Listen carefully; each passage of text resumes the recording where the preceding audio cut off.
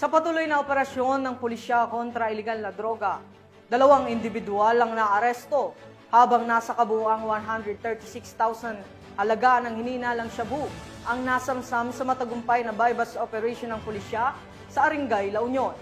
Police Staff Sergeant John Del Supremo sa report. Dakong alas 5:30 ng hapon, Agosto 16, 2025, nagsagawa ng anti-illegal drug bypass operation ng pinagsanib na persa ng Arengay Municipal Police Station kasama ang Regional Intelligence Division o PRO1, RDEU, La Union PDEU, La Union PIU, Arengay Maritime Law Enforcement Team at 2nd Provincial Mobile Force Company, katuwang ang PDEA Regional Office 1 sa Barangay Poblasyon, Arengay, La Union. Sa operasyon, naaresto ang 2 drug personalities na sina alias Pedro, 42 anyos, isang helper mula sa Nancamaleran East, Urdaneta City, at alias Pablo, 39 anyos, construction worker mula sa Dilan, Paurido, Urdaneta City, Pangasinan.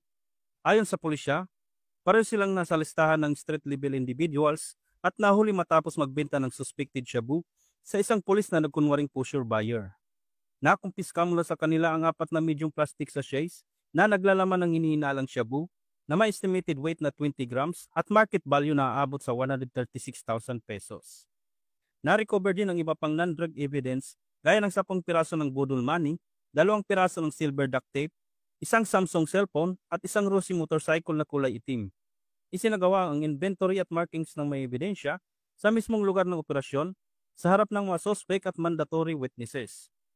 Dinala naman ang mga suspect sa La Union Medical Center sa Agoo para sa physical examination bago sila ilipat sa Arengay Municipal Police Station para sa dokumentasyon at tamang disposisyon. Mula dito sa Ilocos Region, ako ang inyong PNN correspondent, Police Staff Sergeant John Del Supremo, alagad ng batas, tagataguyod ng balitang pulis.